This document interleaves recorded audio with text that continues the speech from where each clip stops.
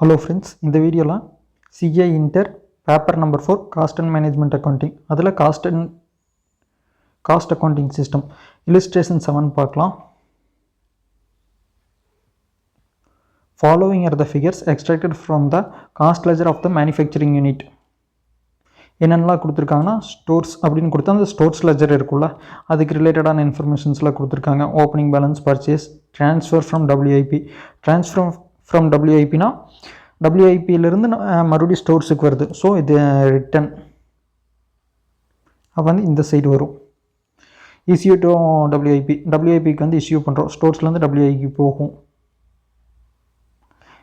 Next issue to work and maintenance. Work and மெயின்டெனன்ஸ்னால் factory over heads FOH control account. அதுக்கப்புறம் sold as a special case at cost sale பண்ணியிருக்காங்க CLC cost ledger control பணம் வரும் நம்மளுக்கு. அதுக்கப்புறம் shortage இந்த year. Shortage நம்ம என்ன பண்ணுவோம்னா ப்ரொடக்ஷன்ஸ் ஓவர் ஹெட் அதில் தான் சார்ஜ் பண்ணுவோம். நெக்ஸ்ட் வந்து ஒர்க் இன் ப்ராசஸ் என்னென்னலாம் ஓப்பனிங் இன்வென்டரி இருக்குது. Okay, direct labour cost charged. Direct labour வந்து டைரெக்டாக ஒர்க் இன் ப்ராக்ரஸ் போயிடும். கீழே கொடுத்துருக்காங்க பாருங்கள், வேஜஸ் ஃபார் த பீரியட். அப்போ வந்து டோட்டல் வேஜஸ் எவ்வளோனா 35,000. அதில் வந்து 30,000 வந்து WIPனா ரிமைனிங் 5,000 வந்து ஃபேக்ட்ரி ஓவர் ஹெட்ஸுக்கு போகும். Next over head cost charged 1,20,000. Closing balance வந்து 20,000. அதுக்கப்புறம் ஃபினிஷ்டு ப்ராடக்ட் கொடுத்துருக்காங்க, ஆனால் அமௌண்ட் எதுவும் கொடுக்கல. Entire output is sold at 10% profit on the actual cost from the work in process. Work in ப்ராசஸ்லேருந்து ஃபினிஷ்டு குட்ஸுக்கு போகும்ல, அதுலேருந்து 10% ப்ராஃபிட் வச்சு விற்கிறாங்களாமா சோல்டு. ஸோ நம்ம சேல்ஸ் எதுவும் கொடுக்கல. சேல்ஸ் கண்டுபிடிக்கிறதுக்கு என்ன பண்ணணும்னா ஃபினிஷ்டு குட்ஸ் அட் காஸ்ட் நம்ம கண்டுபிடிக்கணும். நம்மளை என்ன கேட்டிருக்காங்க, ascertain the profit or the loss as per the financial account and cost accounts and reconcile them. நம்ம ஃபஸ்ட் என்னென்னா இங்கே இருக்கிற லெஜர்லாம் போடலாம். ஏன்னா அந்த லெஜர் போட்டால் தான் நம்மளுக்கு சேல்ஸ் என்னென்னு தெரியும். அந்த சேல்ஸ் தெரிஞ்சால் தான் நம்ம காஸ்டிங் ப்ராஃபிட்டும் கண்டுபிடிக்க முடியும், ஃபினான்ஷியல் ப்ராஃபிட்டும் கண்டுபிடிக்க முடியும். ஓகே, ஃபஸ்ட் இங்கே கொடுத்துருக்கிற இன்ஃபர்மேஷன் தான். ஓப்பனிங் பேலன்ஸ் எடுத்து டெபிட் சைடு, அதுக்கப்புறம் பர்ச்சேஸும் டெபிட் சைடு வரும்.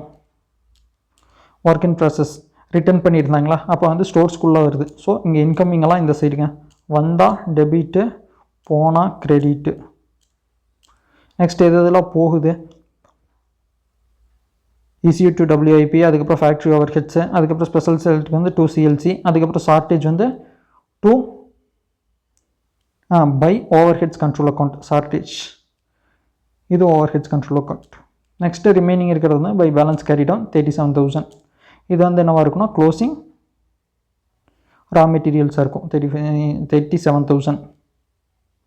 இங்கே என்னென்னா இந்த ஓவர் ஹெட்ஸ் கண்ட்ரோல் இருக்குல்ல, இதை வந்து நம்ம நார்மலாக ட்ரீட் பண்ணிக்கிறோம். அப்நார்மலாக இருந்தால் காஸ்டிங் P&Lக்கு போகும். நார்மலாக இருக்கிறனால ப்ரொடக்ஷன் ஓவர் ஹெட் அல்லது ஓவர் ஹெட்ஸ் கண்ட்ரோல் அக்கௌண்ட்டில் வந்து சார்ஜ் பண்ணுறோம். நெக்ஸ்ட் வந்து வேஜஸ் தானே. டோட்டல் வேஜஸ் எவ்வளோனா 35,000 கொடுத்துருக்காங்க. ஸோ அந்த 35,000 வந்து டெபிட் சைடு வரும். அது எதுக்குலாம் போகுதுன்னா 30,000 வந்து டைரெக்டாக ஒர்க் இன் ப்ராசஸ்க்கு போயிடும். ரிமைனிங் 5,000 வந்து ஓவர் ஹெட்டுக்கு போய் அதுக்கப்புறம் தான் WIPக்கு போகும். இது வந்து இன்டைரக்டாக சார்ஜ் பண்ணுவோம்.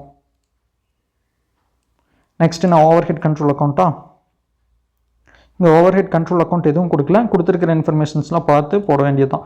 ஓவர் ஹெட் எக்ஸ்பென்சஸ்னு கொடுத்துருக்காங்க, இது வந்து எக்ஸ்பென்சஸ். இங்கே வந்து ஓவர் ஹெட் சார்ஜுனா இந்த ப்ராசஸ்லேருந்து நெக்ஸ்ட்டுக்கு போகிறது. ஓவர் ஹெட் எக்ஸ்பென்சஸ் வந்து 1,25,000 வந்து டெபிட் சைடு வரும். இது நெக்ஸ்ட்டுக்கு சார்ஜ் பண்ணுறது வந்து 1,20,000 அப்சர்ப்ஷன் அமௌண்ட். அது வந்து இந்த சைடு வரும். இந்த over head control account. Next வேறு என்ன இருக்குது, ஓப்பனிங் பேலன்ஸ் என்னது இருக்கா, எதுவும் இல்லை. நெக்ஸ்ட் வந்து இஸ்யூ டு அந்த ஸ்டோர்ஸ்லேருந்து எதெல்லாம் இஸ்யூ பண்ணோமோ அதை வந்து டெபிட் சைடு எடுத்து போடணும். 10,000 இது வந்திருக்கு. அது போக ஷார்ட்டேஜ் ஒரு 3,000 இருந்துச்சுல, அதையும் டெபிட் சைடு போடணும். அதுக்கப்புறம் லேபர் வந்து இன்டைரக்டாக போன 5,000 இருக்குல்ல, அதையும் டெபிட் சைடு போடணும். ஸோ மொத்தம் 4 அமௌண்ட்டு. இந்த சைடு 1,20,000 வந்து நெக்ஸ்ட்டுக்கு போயிடும். ரிமைனிங் இருக்கிறது வந்து பேலன்ஸ் கேரி டவுன். காஸ்டிங் P&Lக்கு சார்ஜ் பண்ணலாம், பேலன்ஸ் கேரி டவுனாக போட்டுக்கலாம் ஓவர் ஹெட்டை பொறுத்த வரைக்கும். So over head carry down 23,000, 1,43,000 ரெண்டு பக்கம் டோட்டல். நெக்ஸ்ட் என்ன வரும்னா இந்த பக்கம் இருந்து 1,20,000 இருந்துச்சா, அது வந்து நெக்ஸ்ட் WIPயில் வந்து டெபிட் சைடு வரும். WIPயில் வந்து டெபிட் சைடு 1,20,000. அது போக வந்து பேலன்ஸ் கேரி டவுன் எவ்வளோ கொடுத்துருக்காங்கன்னா balance brought down 30,000, carry down எவ்வளோனா 20,000. Brought down debit side, carry down வந்து கிரெடிட் சைடு. வேறு என்னென்னலாம் கொடுத்துருக்காங்க? வேஜஸ் வந்து சார்ஜ் பண்ணது 30,000. ஓகே, அந்த 30,000 அது போக ஏதாவது மெட்டீரியல் இஷ்யூ பண்ணியிருக்காங்களா? எஸ், மெட்டீரியல் இஷ்யூ பண்ணது வந்து 80,000. மெட்டீரியல் வந்து இங்கேருந்து மறுபடியும் ரிட்டர்ன் பண்ணது வந்து 40,000. அப்போ வந்து அந்த 40,000 வந்து கிரெடிட் சைடு வந்துடும், 80,000 வந்து டெபிட் சைடு வந்துடும். லேபரும் இந்த 30,000 வந்து டெபிட் சைடு வரும். ரிமைனிங் பேலன்ஸ் பண்ணோன்னா என்ன கிடைக்கும்னா ஃபினிஷ்டு குட்ஸ் கிடைக்கும், நெக்ஸ்ட் ப்ராசஸுக்கு போகக்கூடியது. அது எவ்வளோனா 2 lakh கிடைக்கும். அப்போ அந்த 2 lakhலேருந்து 10% ப்ராஃபிட் எதுலேன்னு பார்க்கணும். ப்ராஃபிட்டை பொறுத்த வரைக்கும் profit on actual cost from work in process. Work in ப்ராசஸ்லேருந்து எவ்வளோ வந்திருக்குன்னா 2 lakh. அந்த 2 lakhல வந்து 10%. அது வந்து 2 lakh இன்ட்டு 10%. அது வந்து 2 lakh to 10% 20,000 கிடைக்கும். இது வந்து என்னென்னா ப்ராஃபிட்டு. அப்போ டோட்டலாக சேல்ஸ் எவ்வளோ இருக்குன்னா cost 2 lakh plus profit 20,000. Total sales எவ்வளோன்னு பார்த்துக்கிட்டிங்கன்னா 2,20,000. இப்போ என்னென்னா சேல்ஸ் கண்டுபிடிச்சாச்சு. இதை வச்சு நம்ம என்ன பண்ண போகிறோன்னா காஸ்டிங் ப்ராஃபிட்டும் கண்டுபிடிக்க போகிறோம், அதுக்கப்புறம் ஃபினான்ஷியல் ப்ராஃபிட்டும் கண்டுபிடிக்க போகிறோம். காஸ்டிங் ப்ராஃபிட் எப்படி கண்டுபிடிக்கிறதுனா காஸ்ட் ஷீட் போட போகிறோம். Statement of the profit as per cost records. Direct material cost. Direct material cost எவ்வளோனா பர்ச்சேஸ் மைனஸ் ரிட்டன்.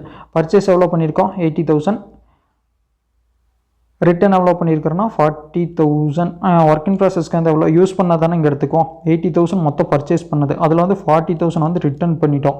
ரிமைனிங் எவ்வளோ இருக்குன்னா 40,000, அதுதான் யூஸ் பண்ணது. அதுக்கப்புறம் டைரக்ட் வேஜஸ் வந்து 35,000. அதில் வந்து 30,000 தான் டைரக்ட். ஸோ இந்த டைரக்ட் வேஜஸ் மட்டும்தான் இங்கே வரும். ரிமைனிங் 5,000 வந்து ப்ரொடக்ஷன்ஸ் ஓவர் ஹெட்ஸில் வந்து இன்க்ளூட் ஆகிருக்கும். இங்கே வந்து ப்ரொடக்ஷன்ஸ் ஓவர் ஹெட் ஏன் 1,20,000 எடுத்துட்டோன்னா ப்ரொடக்ஷன்ஸ் ஓவர் ஹெட் சார்ஜ்டு இங்கே எவ்வளோ சார்ஜ் பண்ணியிருக்கோமோ அதை தான் காஸ்டிங் பொறுத்த வரைக்கும் எடுத்துக்கணும். அப்போ அந்த 23,000 வந்துச்சுல, அதனால தான் அந்த டிஃப்ரென்ஸ் வரதுக்கான சான்சஸ் இருக்கும். அது வந்து நீ ரீகன்சைல் பண்ணும்போது பார்க்கலாம். நெக்ஸ்ட் என்னென்னா ஒர்க் காஸ்ட். இது ஆட் பண்ணோன்னா ஒர்க் காஸ்ட் கிடைக்கும். அந்த ஒர்க் காஸ்ட்லேருந்து ஓப்பனிங் WIP ஆட் பண்ணணும், க்ளோசிங் WIP வந்து லெஸ் பண்ணணும். ஓப்பனிங் WIP எவ்வளோனா WIP அக்கௌண்ட்லேயே இருக்கும். ஓப்பனிங் 30,000, க்ளோசிங் வந்து 20,000. ஸோ 30,000 ஆட் பண்ணிவிட்டு 20,000 வந்து லெஸ் பண்ணால் 2 lakh கிடைக்கும். அந்த 2 lakhலேருந்து ப்ராஃபிட் 10% ஆன் காஸ்ட் 20,000 ஆட் பண்ணால் சேல்ஸ் வந்து 2,20,000. அப்போ வந்து ப்ராஃபிட் எவ்வளோ 20,000. இது வந்து ஃபினான்ஷியல் அக்கௌண்ட்ஸ் போடலாம். ஃபினான்ஷியல் அக்கௌண்ட்ஸ் போட்டோன்னா P&L போடணும். அப்போ தான் நம்மளுக்கு ப்ராஃபிட் எவ்வளோன்னு தெரியும். மெட்டீரியல்னு போட்டு opening plus purchase minus sales. இங்கே வந்து ஓப்பனிங்னு ஒருக்கா போட்டு அதுக்கப்புறம் இங்கே மெட்டீரியல்னு போட்டு அதுக்கப்புறம் இந்த பக்கம் சேல்ஸ்ன்னு போட்டுட்ருக்கிறதுக்கு பதிலாக அந்த மெட்டீரியல் தானே இது, அதனால் மெட்டீரியல் வந்து opening plus purchase minus sales. அது வந்து 90,000. எப்படி 19,000 வரும்னா ஓப்பனிங் எவ்வளோ இருந்துச்சுன்னா 80,000 இருந்துச்சு. ஓப்பனிங் 15,000, பர்ச்சேஸ் வந்து 80,000. Sales at a special case, sales as a special case at cost எவ்வளோன்னு இது ஒரு 5,000. அப்போ வந்து 80,000 ப்ளஸ் 15,000 95,000 வரும். மைனஸ் 5,000 90,000. ஸோ அந்த 90,000. நெக்ஸ்ட் வந்து opening WIP work in process எவ்வளோனா 30,000, க்ளோசிங் WIP எவ்வளோனா 20,000. ரா மெட்டீரியல் வந்து அந்த கேரி டவுன் பண்ணல 37,000, அது வந்து க்ளோசிங் ரா மெட்டீரியல். நெக்ஸ்ட் வந்து வேஜஸ் ஃபார் த பீரியட் 35,000. 30,000 வந்து டைரக்ட், 5,000 வந்து இன்டைரக்ட். ஓவர் ஹெட் எக்ஸ்பென்சஸ் எவ்வளோனா இது ஆக்சுவலாக இன்கர் ஆனது 1,25,000. காஸ்டிங்கை பொறுத்த வரைக்கும் வந்து அப்சர்வ் பண்ணது எடுத்துக்குவோம். ப்ராஃபிட் அண்ட் லாஸ் அக்கௌண்ட் பொறுத்த வரைக்கும் எவ்வளோ இன்கர் ஆகிருக்கோ அதுதான் எடுத்துக்குவோம். அப்போ வந்து சேல்ஸ் வந்து நம்ம கண்டுபிடிச்சது தான் 2,20,000. ரிமைனிங் என்னென்னா நம்மளுக்கு ப்ராஃபிட் வரல, லாஸ் தான் வருது. நெட் லாஸாக 3,000 வருது. டோட்டல் அமௌண்ட் வந்து 2,80,000. 2,80,000லேருந்து இங்கே இருக்கிறதெல்லாம் ஆட் பண்ணோன்னா 2,77,000 தான் வருது. ஸோ 3,000 வந்து லாஸ். இப்போ வந்து ரீகன்சைல் பண்ணணும். ரீகன்சைல் வந்து இவங்க சிம்பிளாக கொடுத்துருப்பாங்க. ஏன்னா நம்மளுக்கு வந்து அந்த மெட்டீரியல் எல்லாமே சேமாக தான் இருக்குது. க்ளோசிங் ஸ்டாக் கூட சேமாக தான் இருக்குது. க்ளோசிங் WIP அதுக்கப்புறம் ஓப்பனிங் WIP அதுக்கப்புறம் ரா மெட்டீரியல் எல்லாமே சேமாக தான் இருக்குது. நம்மளுக்கு எது டிஃபர் ஆகுதுன்னா ஆக்சுவலாக சார்ஜ் பண்ண ஓவர் ஹெட்ஸும் ஆக்சுவலாக இன்கர் ஆனதும் அதுக்கப்புறம் நம்ம அப்சர்வ் பண்ணதும் அது ரெண்டும் தான் டிஃபர் ஆகுது. அந்த ஓவர் ஹெட்ஸ்னால தான் அந்த டிஃப்ரென்ஸ் வந்திருக்கு 23,000. இது வந்து 3,000 லாஸ், அது வந்து 20,000 ப்ராஃபிட். டிஃப்ரென்ஸ் எவ்வளோனா 23,000 இருக்குது. அந்த 23,000க்கு கேரி டவுன் போட்டோம்ல, உங்களுக்கு அது எதனால் வந்துச்சுன்னு பார்க்குறதுக்கு வந்து refer work in process control account. Overheads account பார்க்கணும். ஓவர் ஹெட் கண்ட்ரோல் அக்கௌண்ட் இங்கே வந்து 23,000 இருக்குல்ல, இதுதான் அந்த ரெண்டு ப்ராஃபிட்டும் சேஞ்ச் ஆகிறதுக்கான காரணம். So over head over absorption. நாம் ஃபினான்சியல் அக்கௌண்ட்ஸில் என்ன பண்ணியிருக்கோம், 1,25,000 போட்டிருக்கோம்.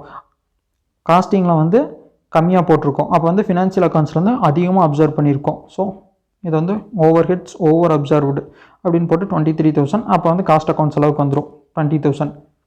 அதுவே இங்கே காஸ்டிங் அக்கௌண்ட்ஸ் எடுத்துகிட்டு போட்டோம்னு வச்சுக்கிங்களேன், இங்கே வந்து costing profit and loss account எடுத்தோம்னா இங்கே வந்து 20,000 வரும். இதிலேருந்து என்ன பண்ணுவோம்னா under absorption, overhead under absorption, அது அண்டர் அப்சர்வ்டு போட்டு இங்கே வந்து 23,000 லெஸ் பண்ணுவோம். 3,000 வந்து நம்மளுக்கு நெகட்டிவாக கிடைக்கும், அதாவது 3,000 லாஸ் கிடைக்கும். அவ்வளோதாங்க இந்த சம். நெக்ஸ்ட் வீடியோவில் வந்து நெக்ஸ்ட் சம் பார்க்கலாம். தேங்க்யூ.